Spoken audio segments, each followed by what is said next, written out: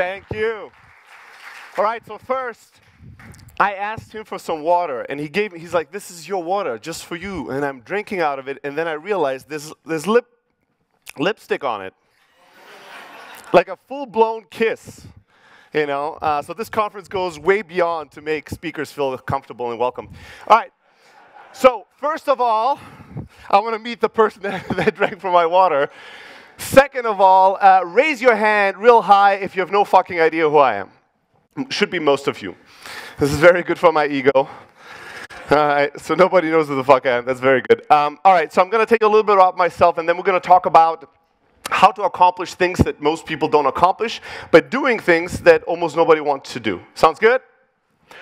That's a good reaction. This is yes, this is no. When you're like, it's cold outside, I just wanted to chill. That's kind of like that. All right, so my name is Steli. I am from Greece originally, but I was born and raised in Germany, in the south of Germany, Stuttgart. So I'm a Greek Swabian, right, an oxymoron. When I talk in the US, I tell people I have the best that Europe has to offer, right? The two ends of the European cultural spectrum. I barely made it through kindergarten. My family is like a typical immigrant family, factory worker family. Nobody had ever received a high education, and I myself was determined to keep that family tradition alive. I'm very proud to say that that's still true. So I've not studied anywhere, but then today I'm invited to Princeton, Yale, and universities all around the world to give speeches. Trust me, I know what I'm talking about. All right, so I dropped out of school when I was about 17, 18 to start my first business back in Germany. It had nothing to do with technology, nothing to do with startups, just small, self-funded, bootstrap businesses. Did a few of these pretty successfully, and then 10 years ago, in 2007, I sold everything I had, bought a one-way ticket, and went to San Francisco, and I'll tell you a little bit about that story later. The most relevant company that I started and why people invite me around the world to talk was a company that started as Elastic Sales. And what Elastic Sales was doing was we were providing outsourced sales for B2B startups in Silicon Valley that had venture funding. So if you had a B2B company and you had over $1 million in venture funding, you would come to us, you would pay us a shit ton of money. We would go out and run all kinds of experiments on how to sell successfully to customers, how to get customers. And once we figured it out for you, you could pay us even more money, so we would hire lots and lots of salespeople and do sales for you. Make sense? Yeah. There you go. You are very smart, quick learners. All right. So from day one, we did this for over 200 venture-backed startups. So for a while, we knew about every B2B startup. We knew all their secrets, all their problems, what they were doing right, what they were doing wrong. And we accumulated an incredible amount of expertise when it came to selling for new tech companies.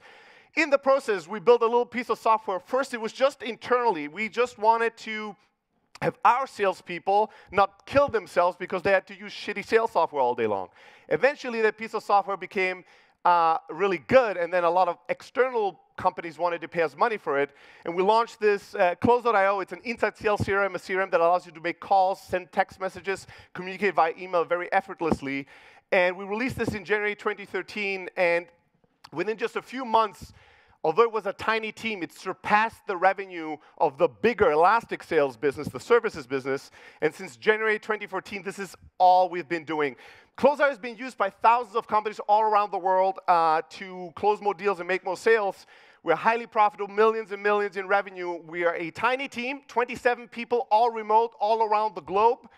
And our nearest, smallest competitor, just to give you an idea, are over 400 people. Right? This is the smallest company we compete with, and we compete very, very effectively against those companies. All right, enough about that. Oh, if after today's talk you find yourself going through Steli withdrawal, you're like, oh my God, I need more Steli in my life. How can I make that happen? I have a podcast with a handsome, a very wise gentleman called Hiten Shah. Who's heard of Hiten here? Raise your hand. I'll tell him he's as unfamous as I am. Right? Nobody knows him. He is an incredible founder. His reputation, his legacy, his brand is that he's the most generous founder in Silicon Valley. He's an investor, an advisor, and a pioneer in SaaS around the world. We have a podcast called The Startup Chat. You can find it at thestartupchat.com. Twice a week, Tuesday and Friday, there's an episode 20 minutes long. Tuesdays, we talk very technical stuff, how to put together a landing page, how to write a cold email. Fridays, we talk about whatever the fuck we want to talk about. How the death of our parents affected us as entrepreneurs, religion in startups, whatever fucking wanky thing we find interesting. Lots of people love the Startup Chat. Check it out. And here is the thing, like I've written a ton of content, an amazing amount of content. If you want to have all of it in one simple link for free, you send me an email, bundle motherfucker, it's stelly@close.io. Since we're in Germany, it's very important to use exact syntax. So if you write motherfucker bundle, it's not going to work. If you don't write it in all capital letters, it's not going to work. I'm making that joke all around the world. So at the recent conference, one guy came to me and was like, what exactly, how do I have to write to, just write whatever. I'll know what you mean. It'll get all my books for free. All right. So let me tell you a little bit about my first day in Silicon Valley. So 10 years ago, I decided I wanted to do a tech company. I knew nothing about technology or software. I knew nothing about startups. So the best next thing I could come up with doing was to sell everything I had and buy a one-way ticket to San Francisco.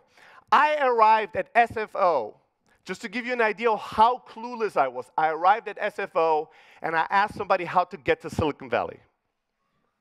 Right? Silicon Valley is not a city. It's an area, people.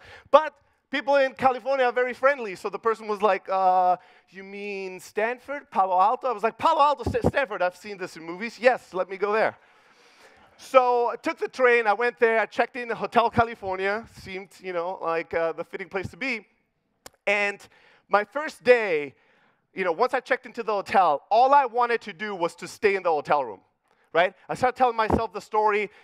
You know, you just arrived, nobody died, this is a success, just stay here, be comfortable, watch a movie, check your email. You know, you might have jet lag, who knows how that feels. Maybe there's some diseases out there. Just to be safe, just stay in the hotel room on day one, get acclimated, and then you can go out and figure things out.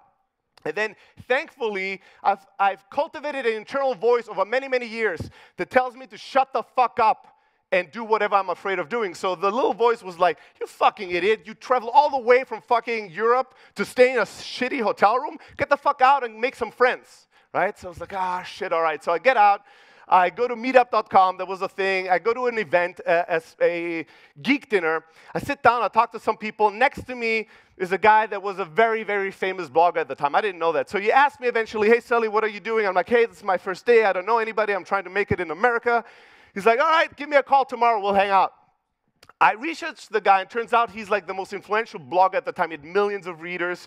When blogging was a new thing, he had like one of the biggest tech blogs.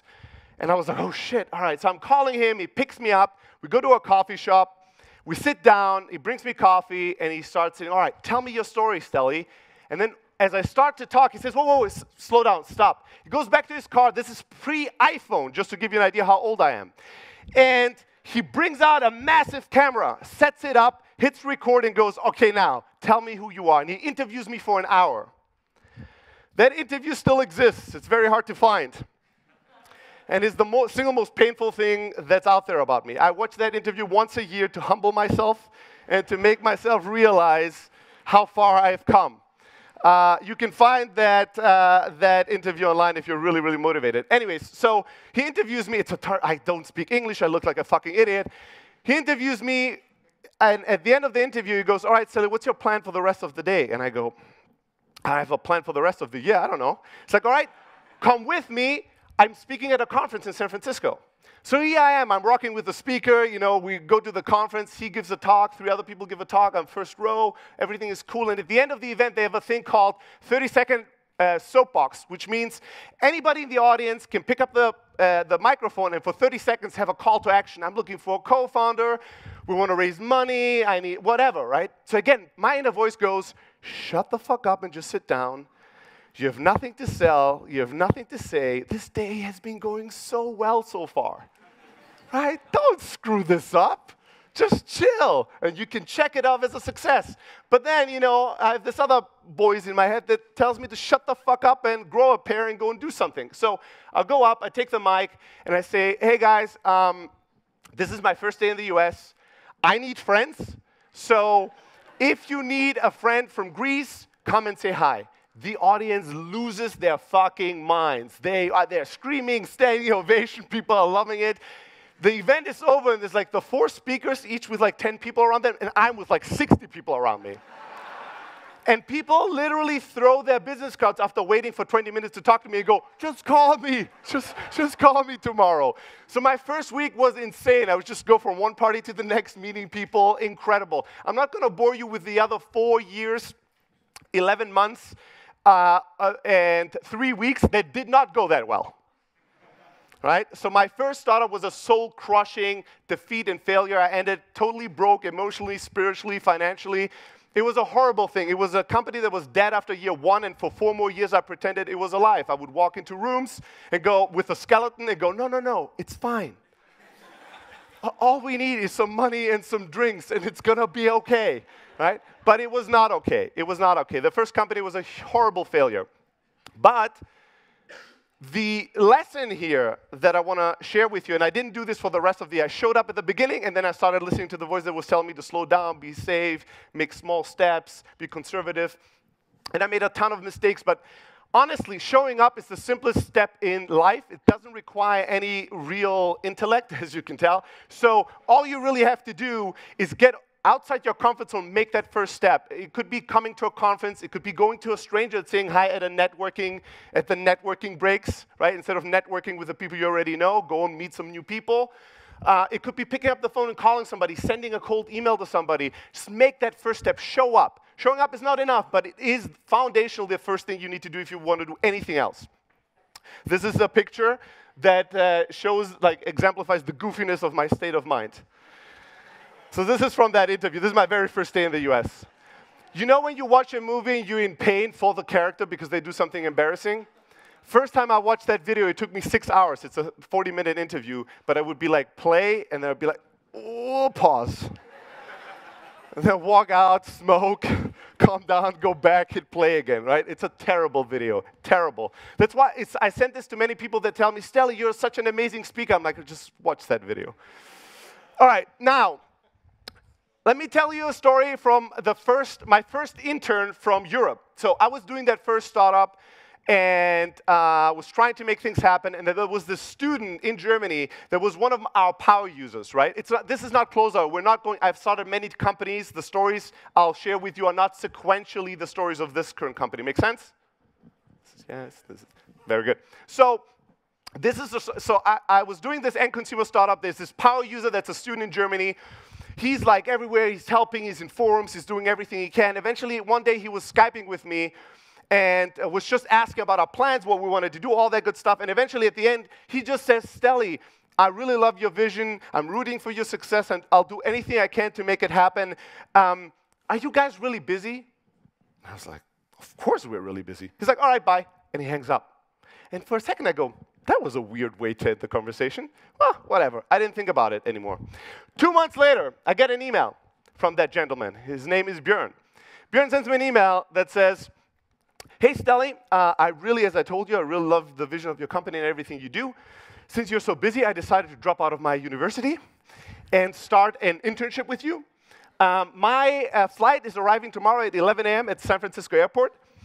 If you could pick me up, that'd be awesome, but I know the office address, so I'll find my way to you.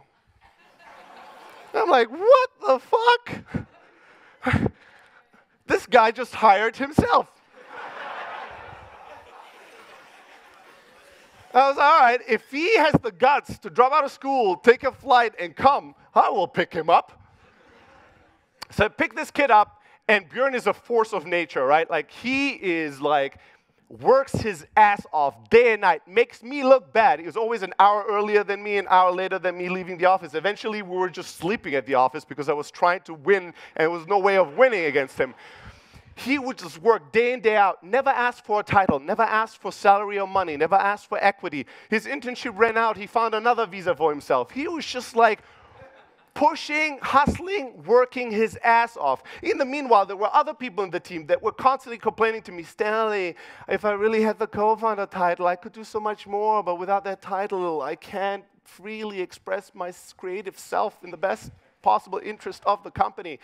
People were always like, I need more salary, I need more equity, I need more this, I need more that. Björn was just working, not giving a single fuck, right? Just outworking me. To the point where I would go to events and tell people what startup I'm working for. They're like, oh, where do you work? I'm like, oh, my startup is called so-and-so. And they're like, oh, so you work for Björn, the founder? And I know for a fact Björn was not introducing himself as a founder, but people were like, this guy's everywhere, and everywhere he is, he talks about this company. Must be the founder. And eventually he did. Eventually he became a co-founder of that business, right? He just worked his way to that position, and permission is really for suckers, right? If you wait for the world to give you a certificate or the go-ahead to do things, you will always be too slow. You will always do too little, right? He became a co-founder by acting like one and creating value like one, not by getting a title. And today, Björn is a very successful CEO, founder of his own startup that has hired interns from WHU that I couldn't hire as interns. She knows what I'm talking about. She knows we have a friend in common. And he just sold his startup. He still lives in San Francisco. He's a very good friend of mine. This has nothing to do with the presentation, but these are two kids from WHU that were both interns with me. This was actually right after that first startup that I told you about, failed, 5 years, it didn't work out. So they both applied for an internship at that startup, and by the time they arrived, that company didn't exist anymore. The very first day I picked them up, I was like, all right, let me tell you something, the startup doesn't exist anymore. But I'm working on this other project. We don't have an office. We work from a coffee shop. This is a coffee shop we were working 8 hours a day from. And welcome to working in a startup, right? And they both were amazing and loved it. And they're both successful founders and CEOs of their own startups today. And that's how I know WHU. There's like a bunch of interns that have worked for me that all studied here. All right, so we're going to jump over this part because I thought I have 45 minutes, but I only had 30 minutes. But this is the premium part. Here's what we're going to do. The talk is for free for you. But if you want to see these 3 slides and tell me what I was telling, you're just going to give me 20 euros. And we're going to do a private upgrade premium presentation after this one, all right? All right, so let's get to this part, because this is the single highest piece of advice measured on ROI that I give around the world. So showing up is beautiful. Showing up is important. Showing up is foundational to anything else that happens afterwards.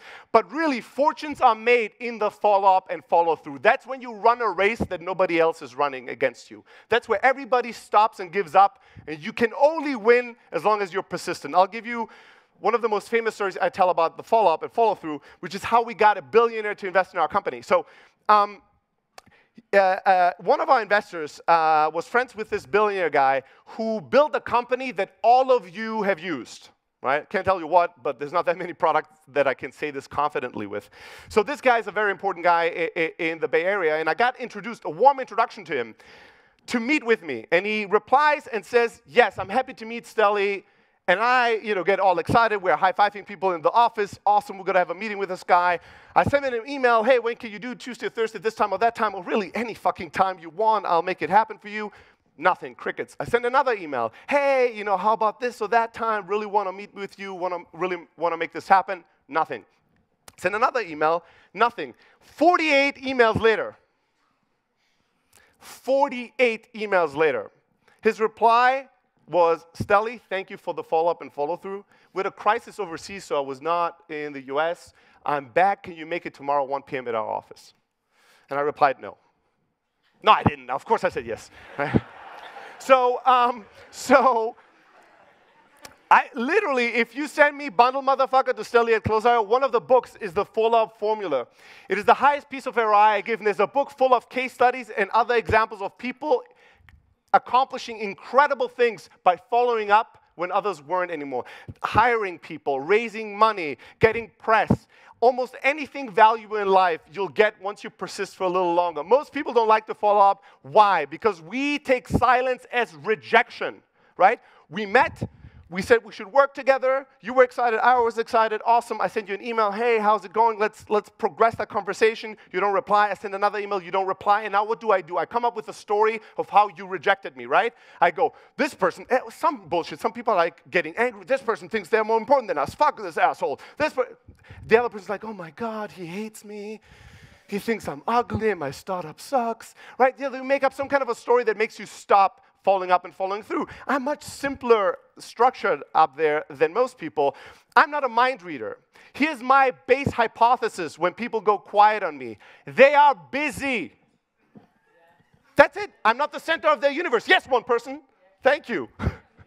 That's it. People are busy. They have lives. You're not the center of the universe. Shit happens. They get sick. They get divorced. They get fired, right? There's a crisis. Financing breaks through. Or they just did something and they got a lot of emails in their inbox. Your email dropped to the black hole of email nirvana, never to be seen again. Things happen. Oftentimes, they just don't know what to reply. They're like, I'm a little bit interested, but I'm not sure what the next step is. And I have to think in the moment I have to make decisions. Why don't I just go to Facebook and check something out? Right? Right?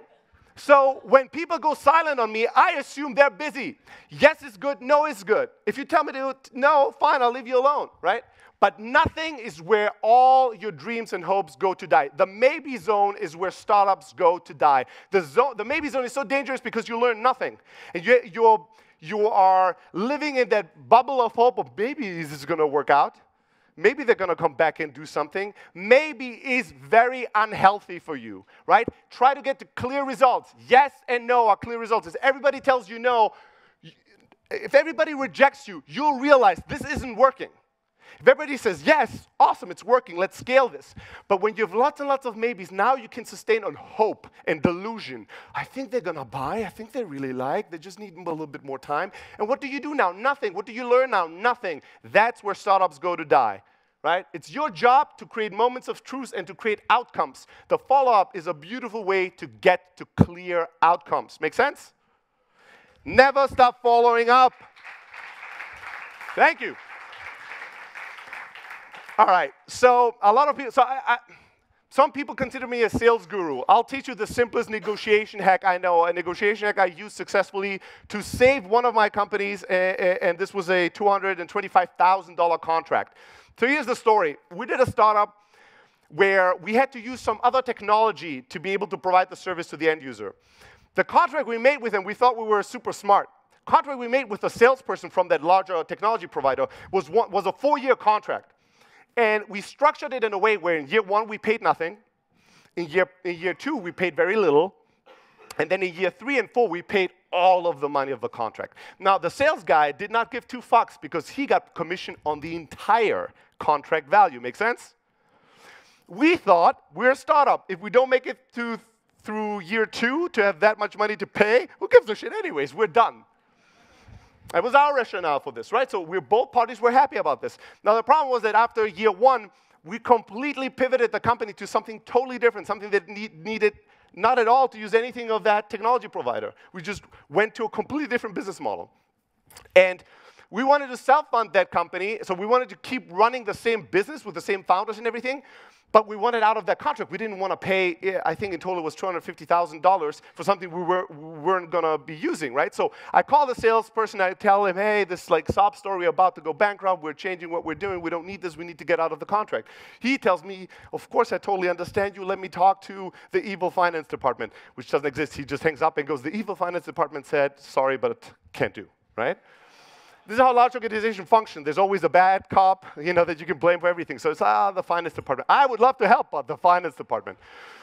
So we hustle and we try to find people we know that work at the company, and we talk to him multiple times, and every time he's like, nope, can't move at all, can't help, sorry, but not sorry, right? So eventually, we find a guy that's connected to somebody that's on the board of that business. We get to the board member, and he gets down to some guy, and that guy goes down to our sales manager, our account manager. All of a sudden, I get a call from the account manager, right? I pick up the call, and I know what happened in the background because I initiated it. But I pick up the phone, and it's like, hey, Stelly, how's the weather? How's the family? Well, Stelly, I felt really bad that I couldn't help you out, so I really championed the finance department, and I went to the bed for you, and I promised them my firstborn child, and I did all these things for you. And good news, I'm going to be able to get you out of the contract for $100,000. Our hope was that we could get out for $100,000, right? So he tells me that, and I'm incredibly happy internally. But externally, I just go. So he goes, well, 100,000 is really the best thing we can offer, and I really worked really hard for you, and I think this is really great for you guys and for us, and yada, yada, yada, really 100,000, and I hope this is going to work out, and da-da-da, and 100,000. Well, Stelly, You know, there's one other way I can think of. Oh, shit. You know, it is September. If you could wait till January of next year to officially cancel the contract, I could get you out for $25,000. Okay. He's like, okay. I'm like, all right, goodbye. Like, I don't want to fuck this up. This went really, really well. This is a basic psychological thing. Like, we all can deal with the social awkwardness of silence. In person, it could work even better, especially if you take your eyebrows and you raise them in Western cultures. If you do this, it suggests I'm expecting you to keep talking. And when people start talking, although they didn't expect to talk, they actually say what's on their mind because they didn't have time to filter, you know, or design what they want to say, right? So if you're quiet sometimes, people will just negotiate with themselves, right? So just learn to shut the fuck up once in a while, even if you're Greek. All right, last story I'll tell, and this is the most important story I want to share with you guys. So when it comes to relationships, I saw a bunch of speakers, and I think most of them, in one way or another, they were encouraging you that your network is really important, right? Right? And networking is really important. Here's the thing. The thing that many of you might not understand is that your approach when it comes to relationships, I'll share mine, and I'll tell you why it's so successful. My approach in terms of relationships is a very, very, very long-term approach. I don't have short-term. If I meet you and I like you and I think you're amazing, I will want to work with you or be in relationship with you for the next 30 years of my life. Right? So when I try to hire you, if I can't hire you, I'm going to recruit you for 10 years. I don't give a shit until you work for me or I work for you. There's a blog post I've written about people I was recruiting for 5, 6 years before they came to the company. When you find somebody that's truly amazing, you should never fucking let go.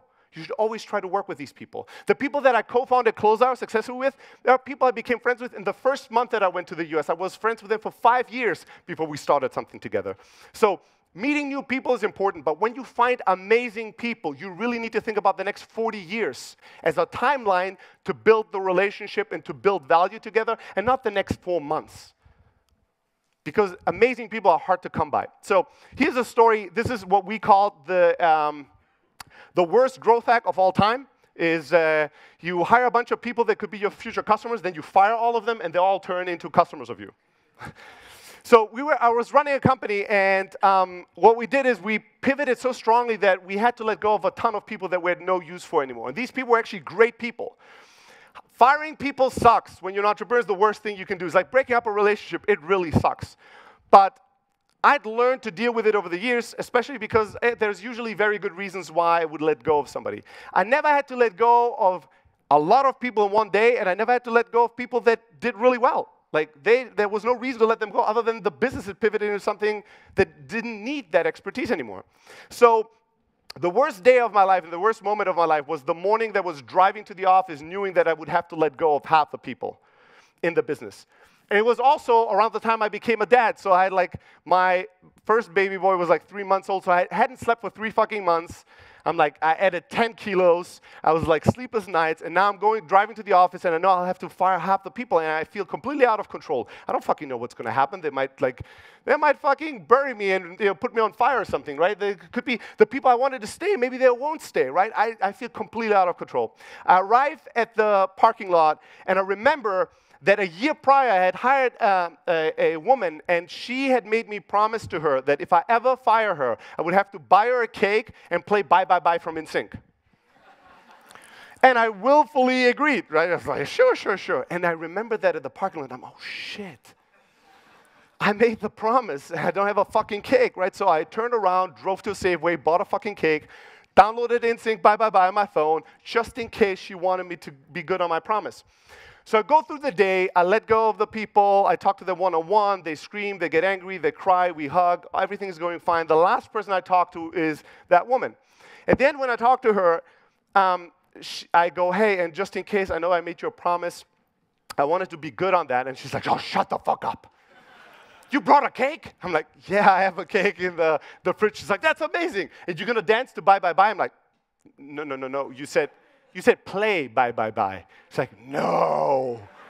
I said you're going to dance to Bye Bye Bye. I'm like, there's no fucking way I'm dancing to Bye Bye. So in 5 minutes later, there's all employees, the people that stay, the people that have to go, all chunging on cake, watching me dance Bye Bye Bye to NSYNC.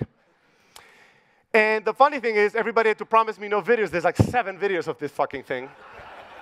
One of it is online, and I remember a friend of mine, a childhood friend, when he watched the video, he went, I remember you as a much better dancer. I'm like, motherfucker, I didn't try to dance well. The whole point is for me to be stupid and embarrass myself to make other people feel good. Make other people feel like they can laugh in a moment that they felt like crying. And then beyond just doing that funny thing, I'd scheduled a 2-hour blog with every single person we had to fight for the next week. I told them, take the weekend, think about what you want to do. If you want a job, if you want to start your own company, next week you'll have 2 hours of my time. I'll be your assistant. I'll help you with whatever you want. You want a job, I'm going to be calling other founders to get you a job. You want to start a company, I'm going to be helping you with that, whatever you need.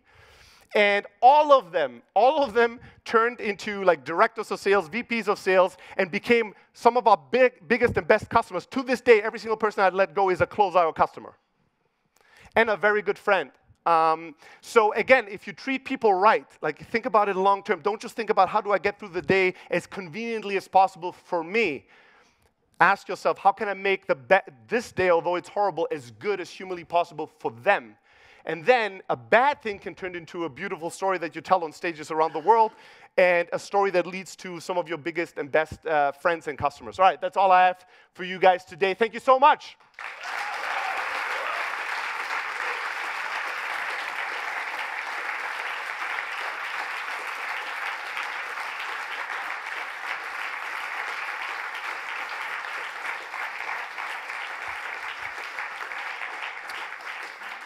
I'm going to be hanging out for the rest of the day. I have nothing to do in Koblenz. So if you have questions, or if you want a Greek friend, come and say hi.